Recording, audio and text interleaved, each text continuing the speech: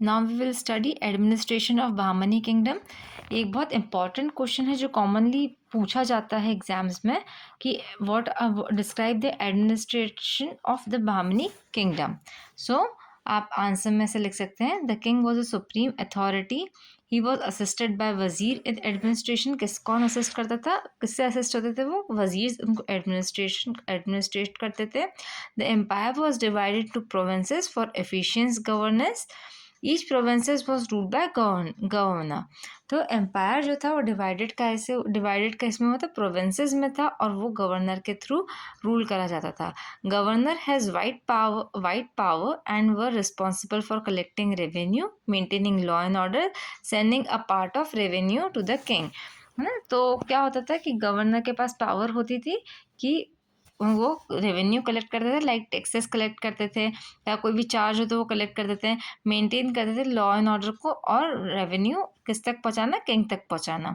Governor maintain a fix number of soldiers who serve the king during war. और वो governor क्या maintain करते थे कि सोल्जर्स कितने, जो सोल्जर्स है वो किंग के साथ वॉर में जाएंगे।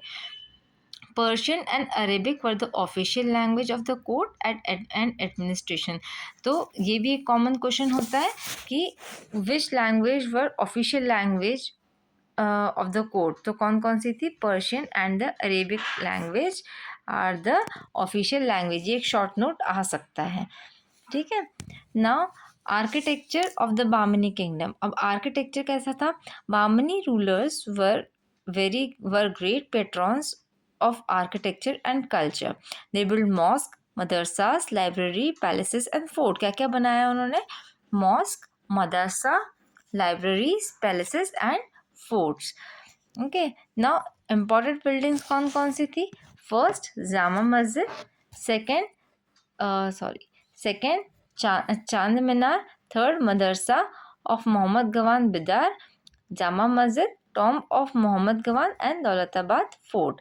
नाउ गोल गुम्बज, बहुत इंपॉर्टेंट क्वेश्चन आता है गोल गुम्बज पे कि describe the architecture of Gol Gumbaz, and this is the Gol Gumbaz photograph. Okay, now Gol Gumbaz is one of the largest finest Muslim building in India. It was build in 1660 CE by Mohammed Adil Shah. किसने बनाया था इसे, किसने बिल्ड करा था? मोहम्मद आदिल शाह ने बिल्ड करा था। Okay, now famous for its huge dome and excellent acoustic system. ये क्यों फेमस है? Because it has a huge dome. We can see over here it has a huge dome. This is the dome. This curvature is known as the dome. Okay, तो इसको गोल गुम्बज नाम दिया गया था। Dome is supported by 8 massive arches. किससे supported है? 8 massive arches से। The building has 4 tall corner tower, each with 7 story and small dome. The structure look balanced, grand and symmetrical. ठीक है, नाउ कंक्लूजन क्या था? Bahmani ruler developed a strong administrative system and made outstanding contribution to architecture. The building show beauty, strength and advanced engineering skill. तो उनका एक तो administrative power system था वो बहुत ही आउटस्टैंडिंग था, और जो उनकी बिल्डिंग्स थी वो कैसे क्या शो करती थी? Beauty, strength and advanced engineering skills show करती थी। बहुत अच्छी इंजीनियरिंग करी हुई थी उनकी बिल्डिंग्स पर, ठीक है। Now downfall of Bahmani kingdom. This is also very important question asked in the examination कि राइट द डाउनफॉल और declination of Bahmani kingdom. So Bahmani kingdom began to decline due to political, military and administrative problems. किस किस वजह से होता था? First political, second military and third administrative problems के कारण बामनी किंगडम का डिक्लाइनेशन शुरू हुआ। Okay, now causes continuous war with Vijayanagar. Vijayanagar was the neighbouring empire और kingdom we can say. So उनके साथ कंटिन्यूस वॉर होता था, तो इसके कारण क्या होता था? These were cost a heavy financial burden on the kingdom, जिसके कारण वॉर्स के कारण फाइनेंशियल बर्डन ज़्यादा आ गए थे। Resources, soldiers and wealth were gradually exhausted. तो धीरे धीरे वो कम होते जा रहे थे, रिसोर्सेज, सोल्जर्स एंड वेल्थ धीरे धीरे कम होती जा रही थी। सेकेंड क्या है? Weak and incompetent ruler. after his strong ruler like Firoz Shah Bahmani, later kings were weak and insufficient. They failed to control the nobles and the administration. तो बाद के जो आए थे फिरोज शाह के बाद जो आए थे सब वीक थे, तो वो कंट्रोल नहीं कर पाते थे एडमिनिस्ट्रेशन को. लॉ एंड ऑर्डर डिटरोरेटेड, मतलब लॉ एंड ऑर्डर भी मेंटेन नहीं हो पाता था. और डेथ ऑफ मोहम्मद गवान एक अच्छे रूलर थे, तो क्या हुआ कि उनकी डेथ के बाद after his death the administration become weak. वह वीक होता क्या हो गया, एडमिनिस्ट्रेशन क्या हो गया, administration become weak. Corrupted nobles gain power and the kingdom start breaking. ठीक है, करप्टेड नोबल्स जो थे, जो खराब थे, उनको पावर मिलती गई और किंगडम क्या हुआ, धीरे धीरे टूटता गया.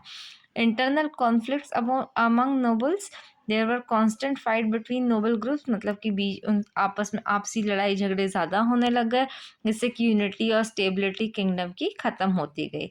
और इसके बाद वो ब्रेक अप इनटू 5 सल्तनेट्स, मतलब कि वो 5 सल्तनेट्स में डिवाइड हो गया. कौन कौन से सल्तनेट्स थी, अहमदनगर, बिरार, बीजापुर, बिदर, गोलकोंडा. ओके, तो दिस वाज विजयनगर जो नेबरिंग था, और ये पूरा बामनी किंगडम था.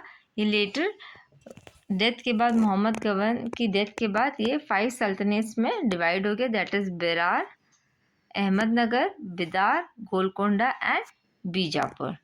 Okay, you can keep this in mind. This is very important question, short answer question हो सकता है ये कि ब्रेक कितने 5 सल्तनेट्स में ब्रेक हुआ था. Name the 5 sultanates in which the Bahmani kingdom was split into और डिवाइडेड इनटू, है ना. So you can write this. Now conclusion, the Bahmani kingdom decline due to continuous war. ये शॉर्ट में, अगर आपको बहुत शॉर्ट में लर्न करना है तो you can learn like this also.